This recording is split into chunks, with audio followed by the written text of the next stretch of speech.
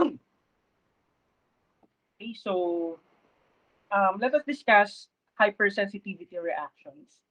Okay, so before we discuss hypersensitivity reaction, let me tell you or let me introduce to you what are some of the negative effects of our immune system.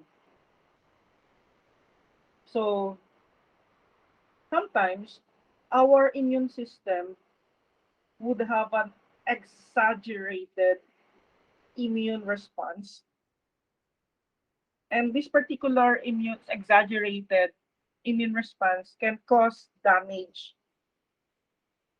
to the host. And one of the exaggerated immune responses is hypersensitivity reaction. So aside from that, um, this particular exaggerated response would have several effects. No, it could result to, for example, autoimmunity and even rejection of graft. So these are some of the negative effects of the immune system. But for today, we will be concentrating on hypersensitivity reaction. So for this particular topic, I will be introducing to you the definition of hypersensitivity reactions, and then of course we will be discussing the four types of hypersensitivity reactions, which includes the immunologic mechanisms, clinical examples, treatment, and the corresponding laboratory testing. So as what I've told you, um, hypersensitivity reaction is an exaggerated immune response to a typically harmless antigen. So as a result, there would be tissue injury and even diseases. Okay, so there are actually four categories of hypersensitivity reaction, namely type 1, type 2, type 3, and type 4. So each of the type would have a corresponding name, and each of the type would also have a corresponding um, mechanism. Okay, so type 1 is known as the immediate. So in some text, you will also hear or read the term anaphylactic. So type 1 or immediate type. The reason why it's called immediate kasi um, within 1 or 2 hours, you'll be able to see the reaction. Okay? Type 2 is cytotoxic. Type 3 is immune complex. And type 4 is delayed hypersensitivity. Okay? So type 1 until type 3 says here involves antibody. So meaning to say, type 1 to type 3 is called antibody mediated hypersensitivity reaction. To be more specific, type 1 involves IgE, type 2 involves IgG or IgM, type 3 involves IgG or IgM. Because why IgG or IgM? Because in both type 2 and type 3, there is a participation of complement. Type 3, there's also a participation of complement. And based on our previous discussion, complement can only bind with either IgG or IgM. Now, type 4 is called cell-mediated. Okay, so type 4 is cell-mediated. So each type is quite distinct in its action, and there is a corresponding damage. Okay, so many diseases, however, have elements of more than one type in their pathogenesis. Okay. So hypersensitivity reaction has two major categories, no? So the immediate reactions occur in less than 24 hours, and these are from types 1 to 3, while the delayed reaction develops 24 to 48 hours after the antigen exposure. So that's the reason why type 4 is known as the delayed type hypersensitivity reaction. So let's talk about the type 1. So type 1 is also known as the immediate anaphylactic hypersensitivity reaction. And the antigen that is involved in type 1 is called allergen. And perhaps you are most familiar with allergic reaction. Okay, because allergic reaction is an example of type 1, and the antigen that is involved here are called allergens. And allergens are common environmental substances that most people do not react to. Meaning to say, only 10% of people suffer from some form of allergy, and there is a strong familial tendency. So this explains the reason why some can tolerate seafood such as shrimp. Some could be actually not able to tolerate um, seafood. Okay, so it's actually depends on the you know the genetic makeup of a person. Diba? Each one of us would have different MHC alleles. Okay, so that's why there is a very strong familial tendency. So type 1 is also known as anaphylactic hypersensitivity reaction, and it is typically taught as the allergies, and the commonly occur within minutes after exposure to allergen. So usually after exposure to allergen, and these are the key component. So the key component is the IgE. So remember, IgE is the least abundant immunoglobulin, but during allergic reaction, the concentration of IgE in our body can actually increase up to tenfold. Okay, so it also has mast cells or basophils, because mast cells, these are found in tissues. Okay, so that's the reason why mast cells are also known as tissue basophils, and it contains what? Preformed mediators of allergic reaction. Okay, and then of course, we also have eosinophil that may contain eosinophil chemotactic factor. So these are very important component of hypersensitivity and anaphylactic reaction. So there are two phases of allergy. The first one is known as the sensitization phase. Okay? So sensitization phase is merely the introduction of allergen to the T helper cell. Now, uh, based on our previous discussion, there are actually two types of T helper cells. So we have the Th1 and the Th2. But during the allergic reaction, it is the Th2 that plays a very important role. Now, take note, the antigen presenting cells, so this is an example of the antigen presenting cells, okay, will present the allergen, okay, to Th2.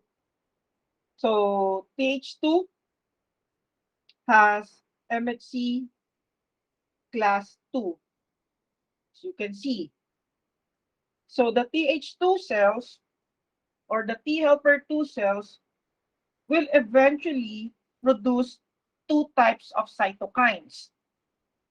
Okay? These are the interleukin 13 and interleukin 4. Okay.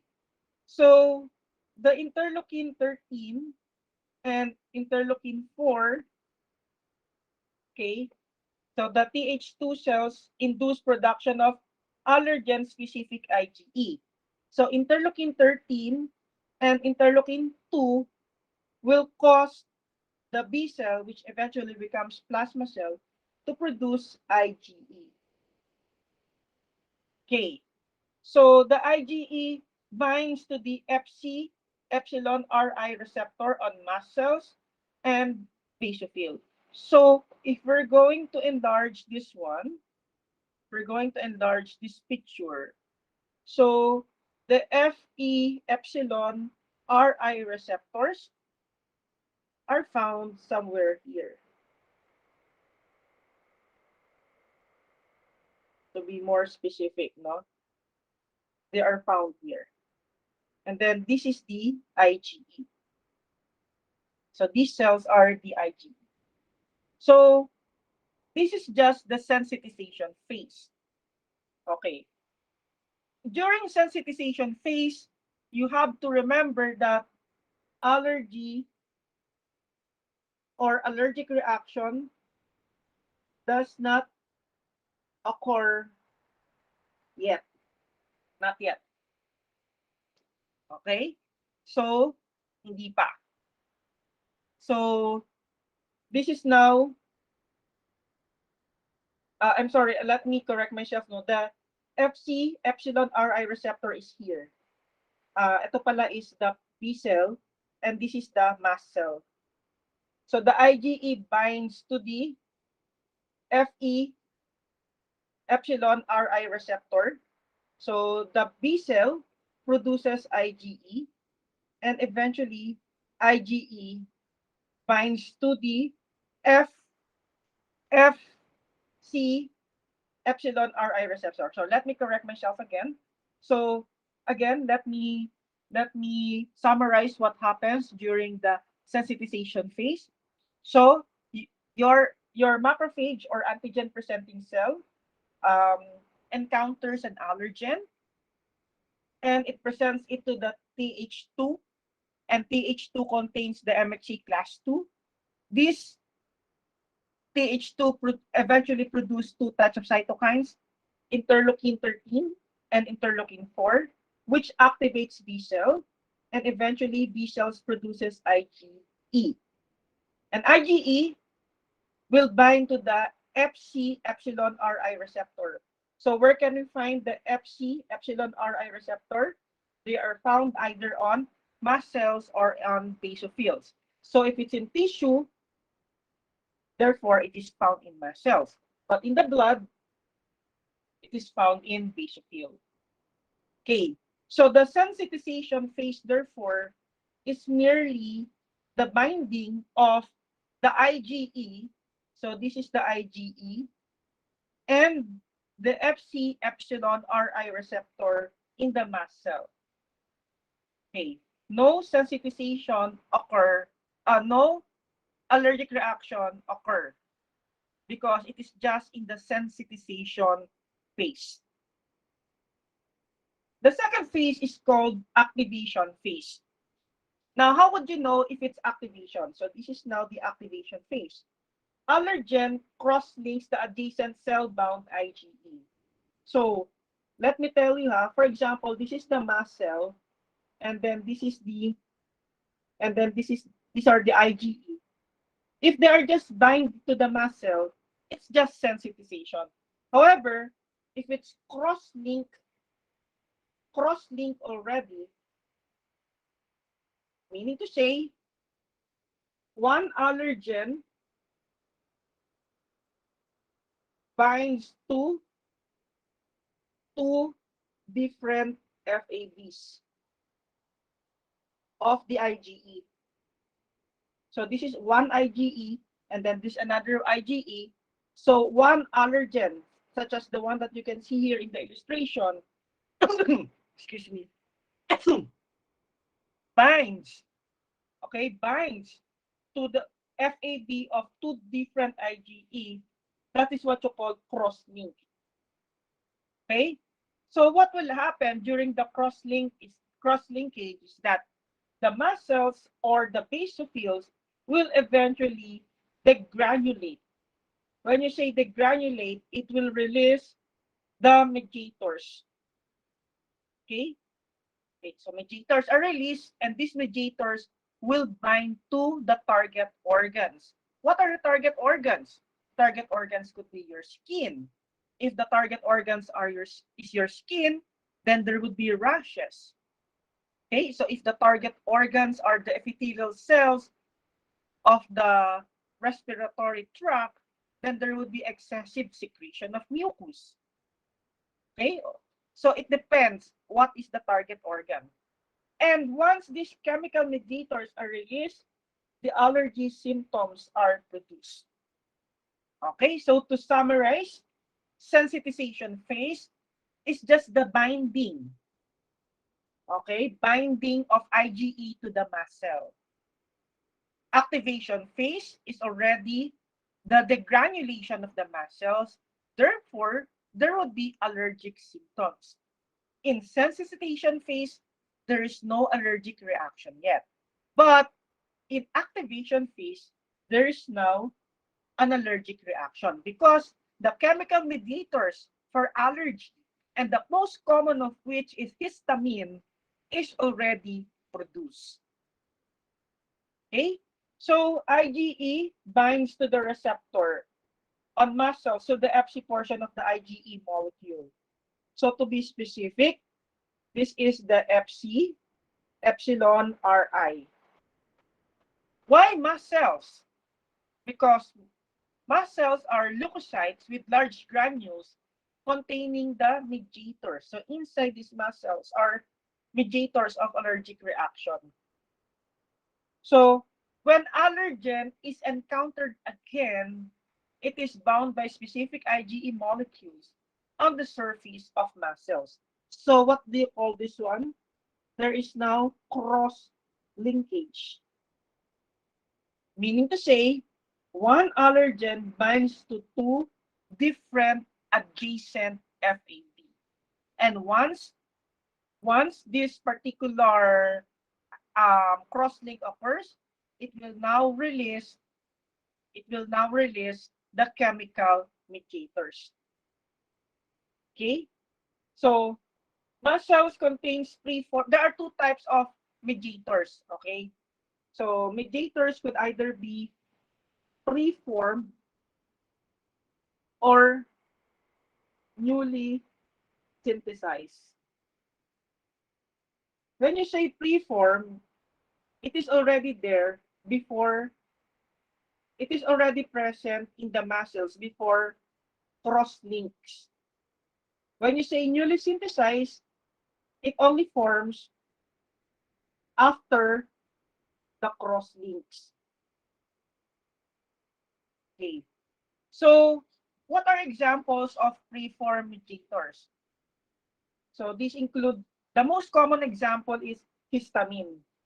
So that's the reason why majority of anti-allergic drugs in the markets are or in the pharmacy is antihistamine. However, aside from histamine, there are other type of preformed mediators. So this includes serotonin, eosinophil, and neutrophil chemotactic factors. Okay, so this is how it looks like. So when they are released, these are released immediately after IgE is cross-linked by allergen, resulting in dilatation of small blood vessel. So there would be vasodilation, and because of vasodilation, there would be leakage of fluid, smooth muscle contraction, and influx of inflammatory cell.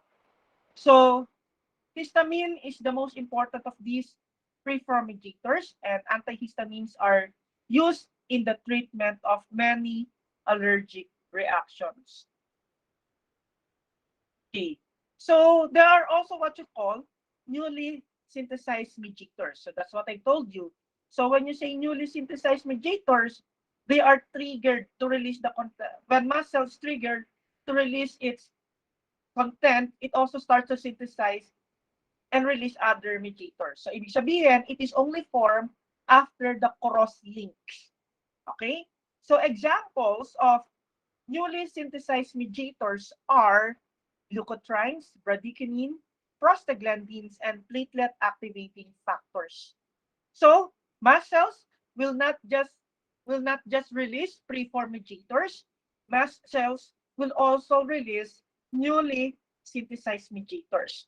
So what would be the outcomes? So these are the outcomes of the newly synthesized mediators. So there would be also vasodilatation, edema, smooth muscle contraction, increased mucus secretions, and pain. Pain is mostly due to prostaglandins. Okay, so prostaglandins is one of the most important mediators of pain or inflammation. Okay, so that's the reason why majority of the drugs, anti-inflammatory drugs, would actually have a direct effects on prostaglandin. So, for example, when you drink Ponstan, which is a mefenamic acid, it will actually has somehow an effect on the amount of prostaglandin, because prostaglandin is one of the most important mediator for inflammation. So this is an example when the antigen cross-links the IgE. So kailangan mag-cross-link, and that's when the preform mediators are released. Okay, so what are the most common examples of preform mediators? So this includes pollen, mold spores, animal dander, dust mites, insect venom, certain foods such as peanut, shellfish, dairy products, certain drugs such as penicillin, and even the usage of latex gloves, for example. So, however, let me emphasize to you that each one of us would have a different reaction towards these allergens. So majority of us are susceptible to dust mites. So kapag medyo maalakabok yung bahay, tas biglang namantal yung skin ninyo, most probably those are dust mites. But some of us could tolerate pollens, but those people who are asthmatic may not be able to tolerate pollens. Some of us could tolerate animal dander, but those who are asthmatic, asthma is a form of allergy, remember that. So they will not be able to tolerate animal dander. So it depends. Bakit kaya it depends? It depends on the genetic makeup of a person. Why? Because of this one. This is the reason why it depends on the genetic makeup of the person. Because of this. Because of our TH2. Why TH2? TH2 is the one that carries the MHC class 2. And each of us would have different alleles. So that's the reason why we individually react to a different allergen. And this is also explains the reason why there is a familial tendency. Diba? Most likely kapag may asthma yung isang kapatid, baka yung ibang kapatid meron ding asthma. Diba? Kung allergic yung isa mong kapatid dito, most likely baka ikaw din. But then again, we have a different familial tendency, and we have different reaction towards different kinds of allergen. A. Common allergens are bee, venom, pollen, drugs, mold, spores, animal hair, dander, and the feces and particles from mites. So, allergens can be inhaled. Kaya pala yung iba pwedeng nahihirapang huminga. That's an asthma. Ingested, okay? Or enter through the skin or genitourinary tract. So, avoidance of the allergen is the first line of defense against allergies. So these are some of the clinical manifestations of type 1 hypersensitivity reactions. So you can actually experience rhinitis, asthma, food allergies, urticaria or hives characterized by wheal and flare, eczema, systemic anaphylaxis. So this one is potentially fatal reaction. And it usually happens, paano ba nagkakaroon? For example, a massive bee attack. Okay? Bees attack. Okay? So, maraming bubuyog yung kumuyog sa'yo. Diba? So, that can be fatal. Or, for example, a massive exposure to jellyfish. Diba? So, there was even a news, parang a toddler got uh, uh, had anaphylactic shock kasi yung buong katawan niya na-stung siya ng jellyfish. So that could really be fatal. So that is what you call systemic anaphylaxis because you'll find it difficult to breathe. So that's why it's actually fatal. Okay? So the severity of allergic reactions varies with the sensitivity of the individuals and the target organs. Yun nga, no? Your eyes, larynx, nose, lungs, and skin, okay, can be affected. So these are examples of target organs. Siyempre, yung pinakaayaw natin talaga rito is yung when the target organs are our larynx and the lungs because this will result to difficulty in breathing and this could be fatal. Okay, so what are the treatments? So the treatments could be, of course, the first line of defense is avoidance of allergens. So alam mo nang allergic ka sa isang bagay, then do not test those particular allergens if you're pertaining to food. Or if you're an asthmatic, then avoid going to places where there are too much pollens. And then you have to clean your house so that you do not want to be exposed to dust. But there is a drug available, such as the antihistamine, bronchodilators, mast cell stabilizers, corticosteroids, and epinephrine. There is also a monoclonal anti-IgG antibody, and allergy immunotherapy is actually available. Meaning to say, you administer gradually increasing doses of allergen. I will be explaining this later on, so that there would be hyposensitization. Okay, so this is the hyposensitization therapy. So allergen shots or hyposensitization therapy is the process where the patient is injected with a very small amount of allergen and you increase the dosage over the weeks. Okay, so the patient produces IgG blocking antibodies. So instead of IgE. So why is it important?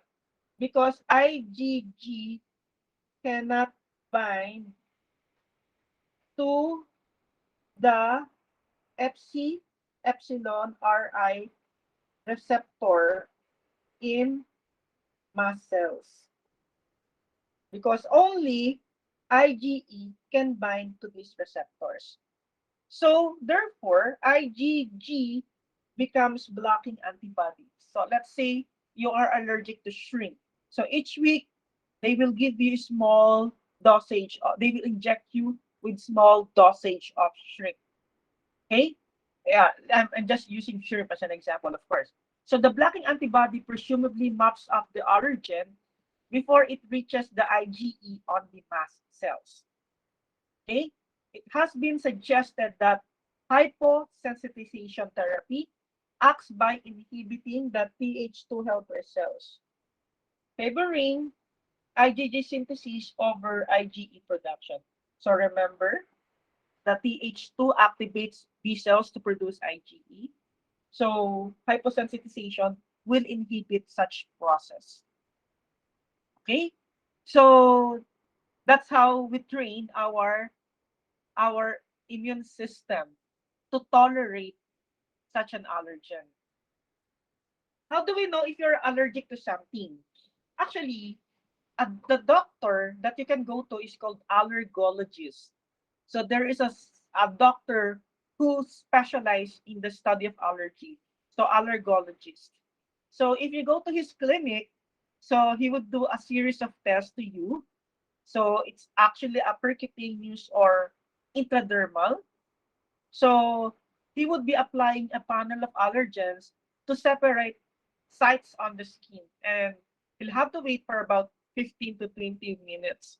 So a positive test is the presence of wheal and flare. Not this one kasi parang meron na yatang pimples yung taong na to. Okay, so these are examples of wheal and flare. So if there's a wheal and flare, we need to say that person is allergic. So let's see, no? So this person is allergic to spinach, to moth, to scorpion. I cannot read this one. So these are example, okay, of wheel and flare. No? Okay. There is also the allergen-specific IgE testing. Here, it is used to detect IgE to specific allergen in patient serum. So our specimen is serum, and serum contains IgE. Okay, so antigen is here, and then we add the serum to the patient. Okay, serum coming from the patient. If the patient has IgE, then the serum will bind to the antigen, which presumably is a certain type of allergen. And then we add um, anti, we add um, uh, another Ig, but this time this IgE will not bind to the allergen, but it will bind to the Fc portion of the patient serum. And then they will form now this particular type of complex. And since it has an indicator, so the indicator will cause changes in color, and the intensity in the changes in color will be detected by a machine. So the more intense the color, the more IgE present in that particular patient. So that's the principle of the allergen-specific IgE testing. So usually, we will, these are examples of labeled immunoassay. We will discuss this in the midterm. So the indicator here could be an enzyme, or it could be a radioisotope, or possible indicator in labeled immunoassay could also be a fluorescent dye. And the antibody, take note ha, this is a special type of antibody, okay? Anti-human antibody. The anti-human antibody will bind to the Fc portion of human Ig. So, tingnan ninyo, the red is the human antibody, and the anti-human antibody binds to the Fc portion. And take note also that at the Fc portion of the anti-human antibody, we have the indicator. This indicator could be an enzyme, radioisotope, or even a fluorescent dye. So that's the basic principle of labeled immunoassay, which we will be discussing during the midterm. Okay, I'm just introducing them to you right now. Okay, so therefore, this particular test will determine the concentration of the IgE in the patient's serum. Okay, so that ends the type 1 hypersensitivity reaction. Just so to summarize before we proceed to type 2, remember, type 1 hypersensitivity reaction involves IgE. Okay? It involves the release of two types of mediators. There are two types of mediators. If the mediator is formed before the cross-link, it's called preform. If it is formed after the cross-link, it is called newly synthesized. So example of preform mediator is histamine, serotonin, Example of newly synthesized mediators are prostaglandin, leukotrienes, bradykinins. Okay. So, what releases the mediators? Either mast cells or basophils. Okay, but if it's found in the tissue, then it's a mast cell. So what can we find in the mast cell? In the mast cell, there is a special receptor designed for the IgE. That is the Fc epsilon Ri receptor. So hope you would review again the notes that I have discussed. Now let's proceed to type 2 hypersensitivity reaction. The type 2 hypersensitivity reaction, the complete name is antibody-mediated cytotoxic hypersensitivity reaction. Okay, this is also antibody-mediated because there are two types of antibody, okay, that are involved here. So this would involve IgG and IgM, and it will be directed against the cell surface antigen. Okay, so take note. In hypersensitivity reaction, the antigen is found in the cell. Okay, so what will be the effects of the antibody? There would be cell destruction or there would be lysis. So if there is a cell destruction of lysis, we would expect that there would be inhibition of cell function or increase in cell function. So, but definitely there is a cellular destruction. Let us review our blood type. If you are type A,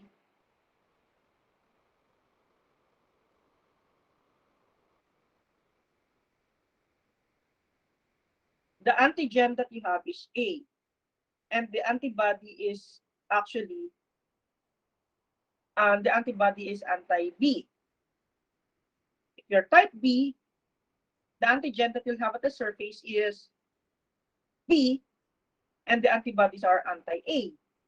Your O, there's no antigen, but you have anti-A and anti-B. Your AB, you'll have both the A and B antigen, but you don't have any antibodies. So where can we find antigen? Antigen is found on the RBC. Where can we find antibodies? Antibodies are found in the serum or plasma. That is the reason why if you are, for example, a type A person, meaning to say, in your RBC, you'll have A antigen. And if, for example, you were transfused with a type B blood, even though if you're type A, take note that the type B blood contains what? Anti-A. So a type B blood has an anti-A. And this anti-A will react to the RBC of the type A individual. So what will happen? Then there would be cell lysis. So the question is, where can we find in the antigen? We can find the antigen at the cell surface antigen. So the one that I've shown you here is just one of the many examples of type 2 hypersensitivity reaction, because there are several types of, or there are many forms of type 2 hypersensitivity reaction. So hypersensitivity reaction would also involve the activation of the classical pathway of the complement. Again, there is now a complement. Okay, so because there is the involvement of the classical component of the complement, so this would also involve opsonization and phagocytosis of the cell and antibody dependent cytolysis Okay, so there would be the ADCC. Okay, so example of type 2 hypersensitivity reaction is the transfusion reaction. The one that I've shown you here is an example of transfusion reaction. So transfusion reaction is due to what? Due to mismatched blood. Okay, that is transfused to the patient. Therefore, there would be hemolysis. And then hemolytic disease of newborn. So the most common are the RH, and we also have the ABO, hemolytic disease of newborn. We will be discussing that later on. And then some people would also have an autoimmune disease, such as the autoimmune hemolytic anemia.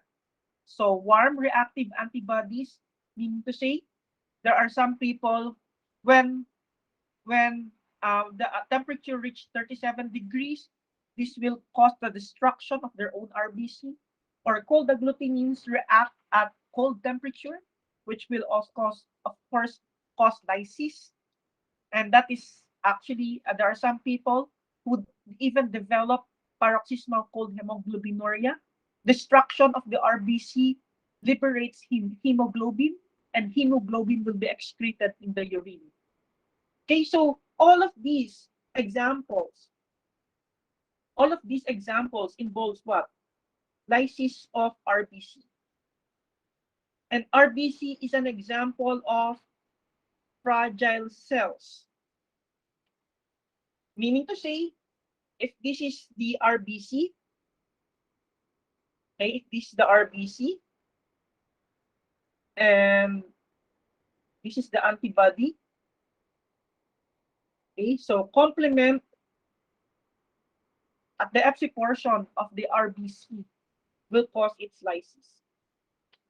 And also, the antibody, we term the antibody as hemolysin, because a hemolysin is an antibody that causes destruction or lysis of the RBC. So aside from that, good pasture syndrome, this time it affects the kidneys. Okay? Uh, and lungs. And we also have Hashimoto's disease. So Hashimoto's disease, of course, this one affects the thyroid gland. So these are examples of type 2 hypersensitivity reaction. Okay, so type 2 hypersensitivity reaction, remember, before we move further, type 2 hypersensitivity reaction involves destruction of the cell. And the cell, particularly at its surface, contains the antigen. Okay. One of the most common examples of type 2 hypersensitivity reaction is the hemolytic disease of the newborn. It is caused by the development of antibodies by a pregnant woman to RBC antigen, usually RHD, on the surface, RBCs of the fetus. What's the requirement? The requirement is that the father should be RH RH positive. Mother is RH positive. Sorry, no, RH negative. And the fetus is RH positive. Because if you're RH positive, you will have the D antigen. If you're RH negative, you do not have the D antigen. If you're RH positive, fetus would have the D antigen. So, in hemolytic disease of the newborn, the mother is RH negative, while the child is RH positive. So, that child has the antigen. Okay? So what will happen is that during the first pregnancy, the fetal blood will circulate in the blood of the mother, di ba? Meron sa fetal placental. The mother blood will be exposed to the D antigen. So eventually, the mom will develop now anti-D during the second pregnancy. So in hemolytic disease of newborn, the affected child is the second child.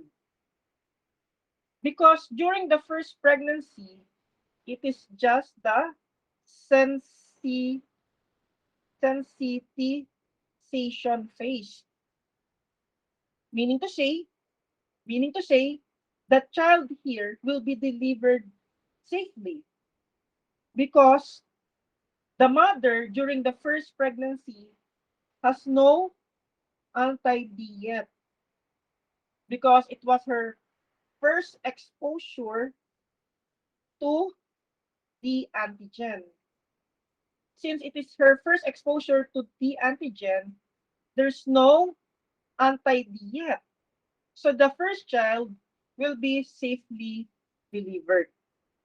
However, during the second pregnancy, the Rh negative mother has already an anti-D. The anti-D of the mother this is the anti-D of the mother, will now destroy the RBC of the fetus. So, in hemolytic disease of newborn, the second child is affected. And the child will actually die from erythroblastosis fetalis.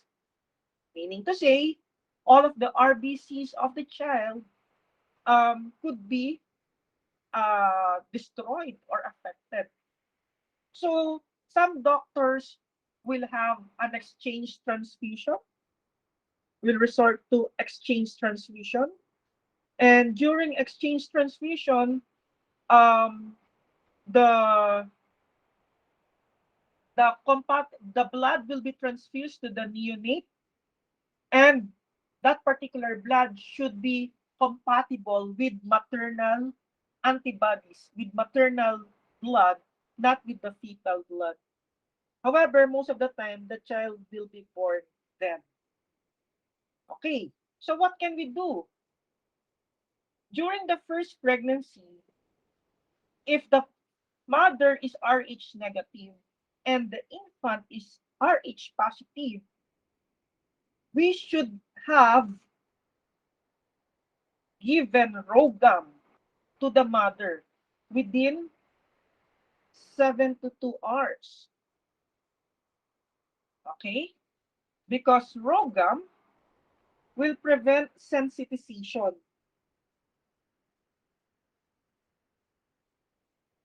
And if there's no sensitization, the mother will not develop anti-D. So anti-D will not develop. Hence, the second child will still be safe. Okay? So this is an example of hemolytic disease of the newborn. And hemolytic disease of the newborn is an example of type 2 hypersensitivity reaction. Okay? So in blood banking, this will be discussed in blood banking. There are two types of antiglobulin tests.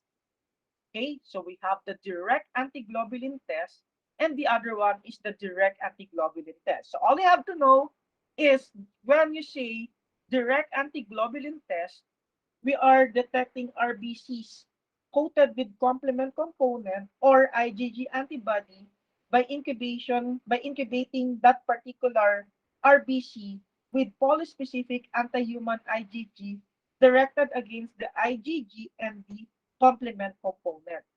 Meaning to say, our specimen here is the cord blood. And it's significant because will be able to know if there is an IgG complement and somehow that particular child is at risk of getting HTN.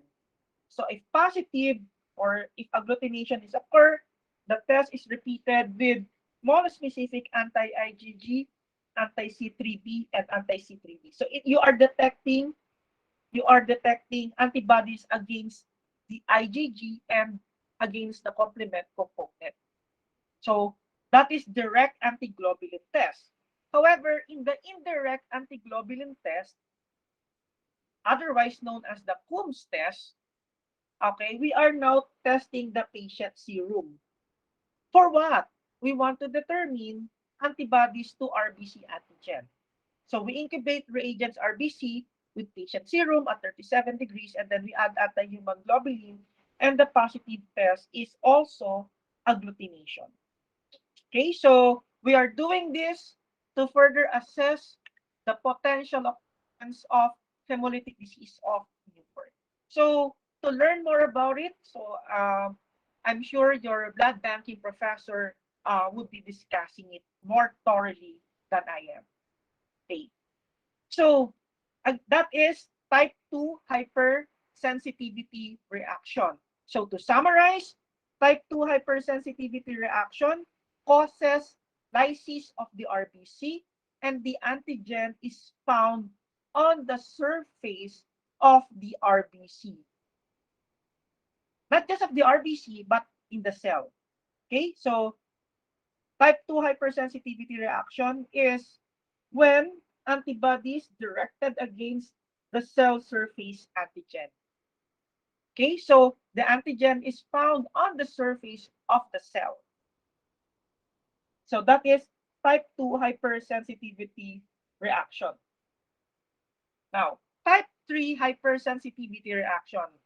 Its complete name is complex mediated hypersensitivity reaction, or also known as immune complex. Let me define first what is the immune complex. This is the immune complex. The immune complex is made up of antigen, antibodies, and complement.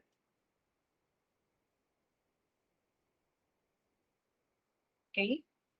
So these are examples of immune complex: antigen, antibodies, and complement. And since complement will bind only to IgG and IgM, so IgG and IgM are the only antibodies that are present. Okay. So what's the difference between type 2 and type 3? Okay. First, let's discuss the antibodies.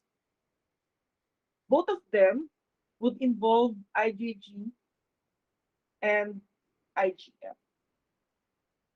Let's talk about the antigen. The antigen type 2 is found at the cell surface. The antigen in type 3 is a soluble antigen. And what would be the outcome of type 2 hypersensitivity reaction? The outcome is cell lysis. How about type 3? The outcome of type 3 is deposition of immune complex in basement membrane of an organ or tissues. So that's the basic, okay, difference between type 2 and type 3. Again, both of them would utilize IgG and IgM because both of them would need complement. But in type 2, the antigen is found on the cell surface. But in type 3, it is found, the antigen is a soluble antigen. The outcome of type 2 is cell lysis, but for type 3, there is a deposition of immune complex in the basement membrane of an organ or tissue. This is an example. This is the basement membrane of blood vessel. And as you can see, the immune complex is deposited here. Okay, so it is a soluble antigen. So since it is a soluble antigen, there is a small antigen antibody complex and it precipitates and deposits in tissues. So the complement binds. So there would be vasodilation and vasopermeability will increase. So what will happen here? Since there is a deposition of the immune complex in the basement membrane, macrophages and neutrophils will migrate to the affected area. So this is now your neutrophil or macrophage. So neutrophil will enter via diapedesis, and the neutrophil will now release lysozymes and what have you, and this will cause damage, okay, in the basement membrane. So there would be what? Damage. So I forgot the outcome. Diba kanina, it was just cell lysis. Here, there would be deposition of, this is type 2, and then this would be type 3, deposition of immune complex.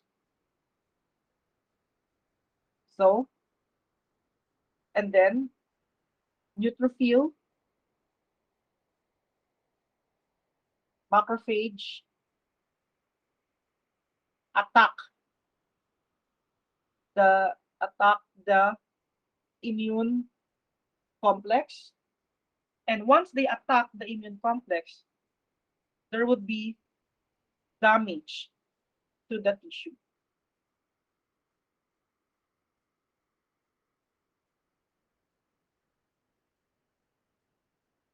Okay, so once neutrophil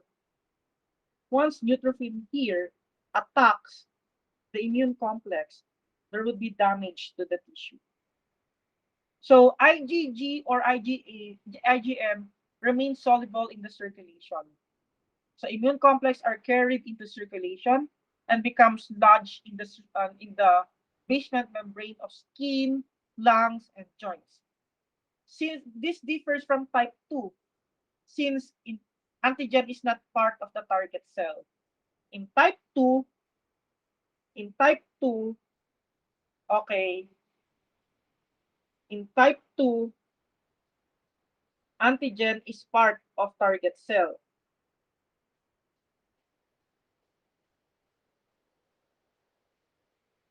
Kasi nga, the antigen is found on the cell surface. In type 3, antigen is soluble. Therefore, antigen is not part of the target cell. What are the target cells? These are the target cells. The basement membrane of skin, lungs, and joints. These are the target cells. Okay, these are the target cells. Okay, in type 2, the target cell and the antigen is the same. But in type 3, the antigen and the target cells are different. Because in type 3, the target cells are skin, lungs, joints, and even blood vessels.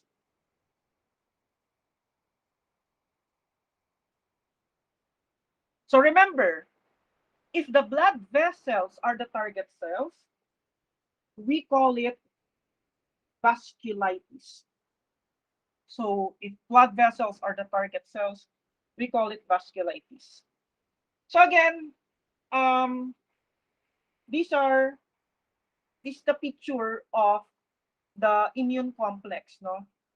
So immune complex plus antigen are deposited at the basement membrane, and neutrophil will attack the immune complex and causing damage to the tissues of the blood vessels, heart, joints, skins, and kidneys. So these are the target cells. Okay.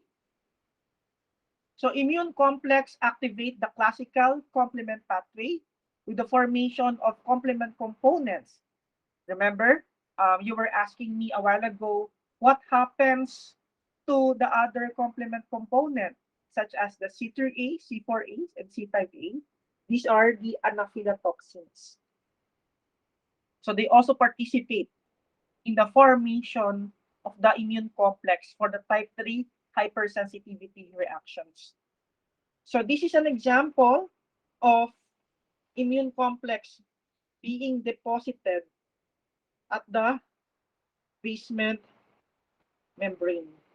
And eventually, WBCs will attack the immune complex. And upon attack of the immune complex, they will cause damage to the tissues of the host. The complement components C3A and C5A also act as chemotaxins, and they will also attract neutrophils to the site where immune complex is deposited. So the complex deposits on the vessel's wall, and the neutrophils will eventually try to release enzymes such as lysosines and causing its damage. If it's a blood vessel, then vasculitis will happen. Okay? So type 3 hypersensitivity reactions occur in autoimmune disease, hypersensitivity pneumonia, infection, and even in drug reactions. So one of the most common manifestations of hypersensitivity reaction is Arctus reaction.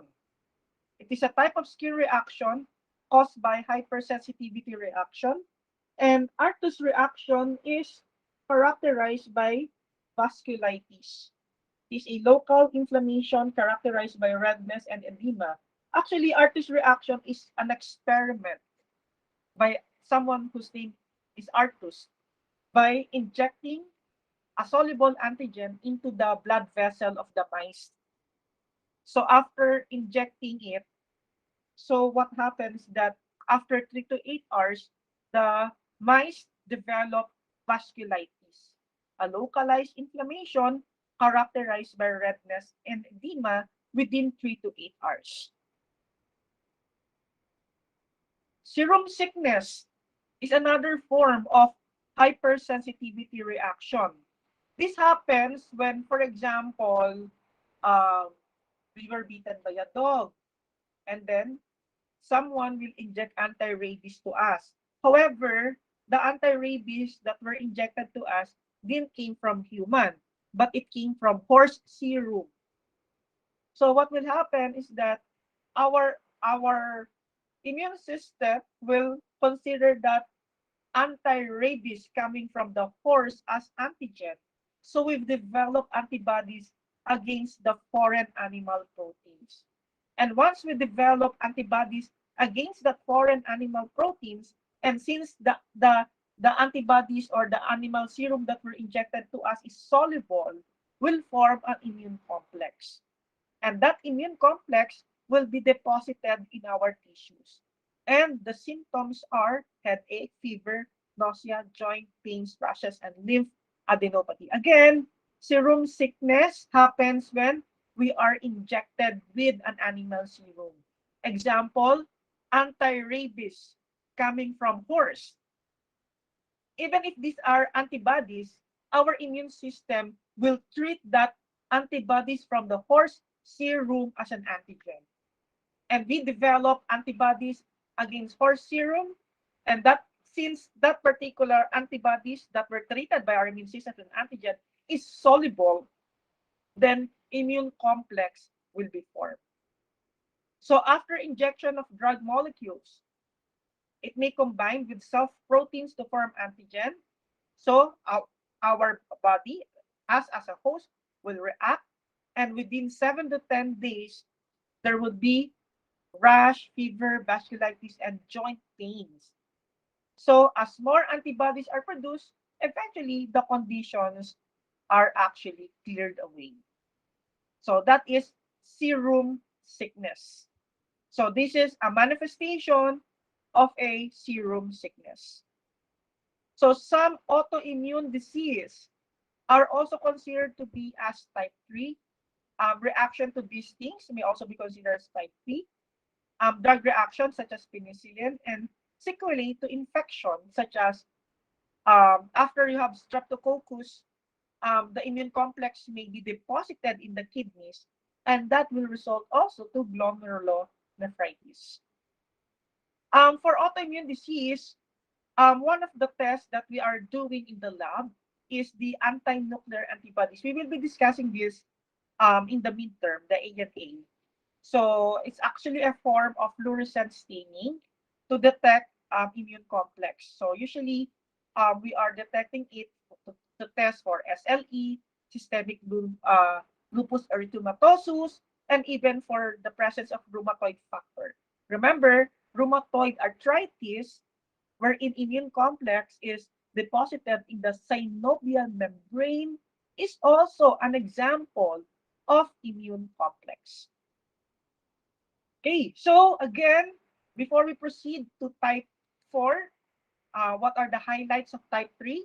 Type 3 involves IgG and IgM. The antigen is soluble and there is an immune complex.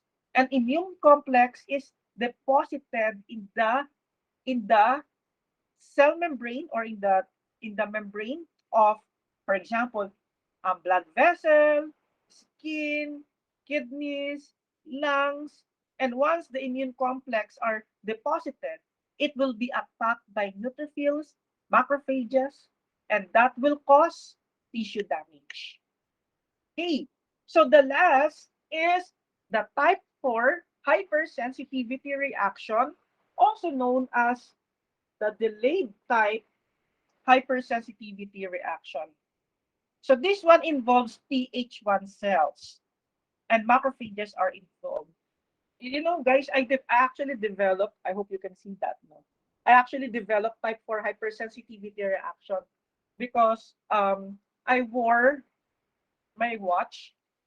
It usually happens if you're wearing a nickel watch. However, I was wearing my Apple Watch and I didn't know that at the bottom of the bracelet there is actually a small round thing that touches my skin, and I've been wearing this 24/7 because I'm monitoring my sleep, and I didn't know that eventually the circular button at the bracelet, at the end portion of the bracelet, the Apple Watch, can actually cause hypersensitivity reaction. And I developed it after a month wearing that watch 24/7. So eventually, that is also an example of delayed hypersensitivity reaction. Although it's not clear, but I have this small rash. Okay, and that's an example of hypersensitivity reaction. So what will happen here is that um because of too much because of the prolonged exposure to the watch or to the portion of the watch, so the small portion of the watch is deposited in the skin, and that will be treated as an antigen by our immune system. I didn't realize there are fragments in the bracelet that is deposited in the skin because of the prolonged contact to the bracelet. So what will happen? Let's say this is the fragment from the bracelet. This is the fragment from the bracelet. It was actually taken by the antigen presenting cells. And antigen presenting cells present it to Th1.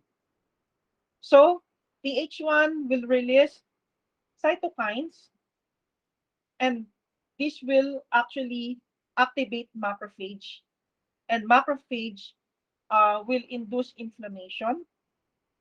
Okay, so cytotoxic lymphocytes are recruited and will eventually destroy the target cells.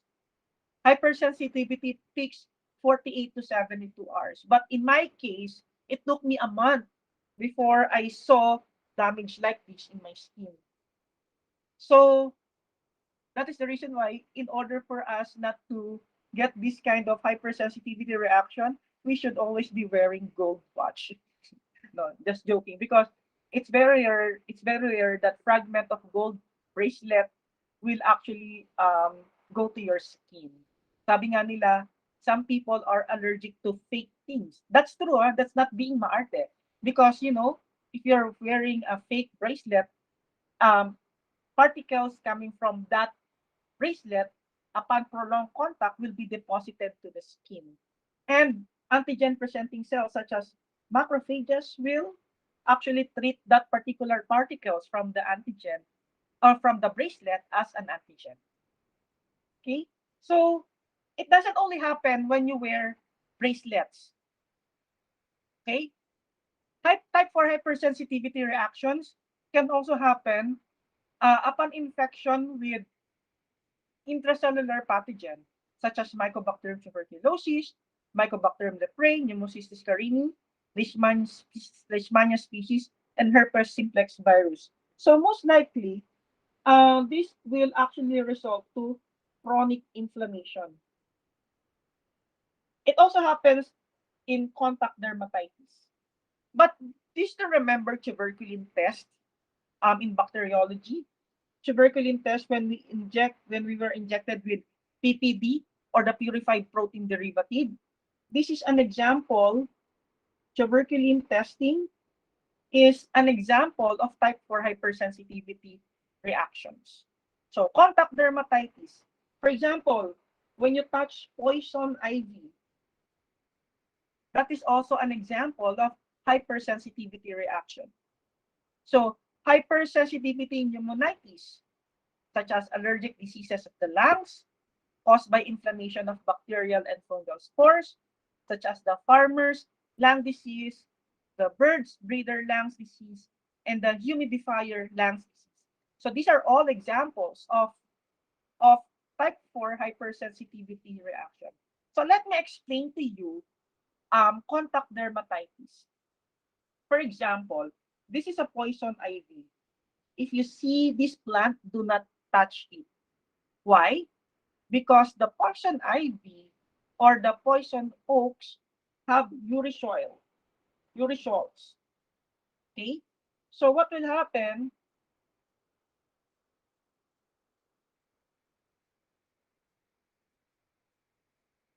Low molecular weight compounds, okay, such as the urushiol from the poison ivy, or not just that, nickel from our watch, cosmetics, hairspray, dyes, formaldehydes. These are low molecular weight compounds will come into contact with the skin and act as a hapten to synthesize TH1. Okay? So there would be eventually after after it is synthesized by TH1, okay, TH1 will produce cytokines and inflammation occurs, and it's characterized by erythema, swelling, and papules. So in this case, the first exposure is when you touch poison ivy. The urushiol binds to proteins in epithelial cells, and that will be considered as a sensitizing antigen. Okay, so the T cells that bear matching antigen receptor comes into contact with the antigens and proliferate clones which synthesize the individuals. So there will be more T cells that that comes into contact with this particular antigen. So the second exposure activates the delayed hypersensitivity T cells. It will proliferate and release lymphokines. It will stimulate macrophage, and the macrophage will be the one to attack the skin. So the itchy, painful dermatitis occurs after 48 hours. So this is actually consistent to our explanation in the introduction a while ago It is the macrophage that attacks the tissue. And upon attack of the macrophage to the tissue, this will now cause papules and what have you, irritation of the skin. So that is an example of contact dermatitis. Okay, so type 4 hypersensitivity reactions can have granulomatous reactions such as in the skin in the form of leprosy when you are infected with Mycobacterium leprae, or in the lungs in the form of lung granuloma when you are infected with Mycobacterium tuberculosis. It is also the basic basis or the principle of delayed hypersensitivity skin test, which we are using to test the reactivity to Candida, tuberculin, histoplasmin, coccidioidein, and other microbial antigens. So remember, in delayed hypersensitivity reaction, you need to have an erythema of more than 10 millimeter in diameter after 24 to 72 hours.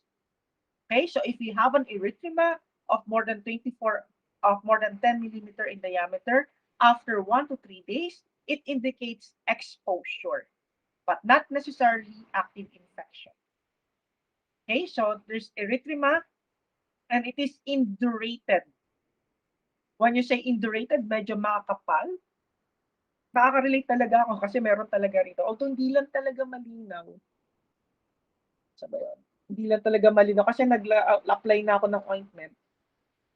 It is thickened due to lymphocytes and macrophages. So in tuberculin testing, remember, we can either apply the patch test. So you can still recall our bacteriology. And the patch test contains the purified protein derivative that serves as an antigen. And the positive test is redness with papules or tiny blister. Man-tooth test is actually more painful because here we are injecting antigen intradermally. So positive test is induration, such as that one. Okay. So again, in type 4 hypersensitivity reaction, these are the possible category or syndrome. The late type hypersensitivity, possible antigens are proteins, insect venom, mycobacterial proteins such as tuberculin or lepramine, and a positive the consequence would be local skin swelling, erythema, induration, cellular infiltrate, and dermatitis. Contact hypersensitivity happens when you come into contact with plants such as poison ivy or small metal ions such as nickels or the chromate in our bracelet or in our watch. So local epidermal reactions would include erythema, cellular infiltrate, vesicles, and intraepidermal abscesses. And then there are even some hypersensitivity reaction found in food, such as the gluten-sensitive enteropathy or the celiac disease. And the antigen here is in the form of gliadin. So there would be villus atrophy in small bowel, and there is a malabsorption syndrome. Okay, so that ends our discussion on hypersensitivity reaction.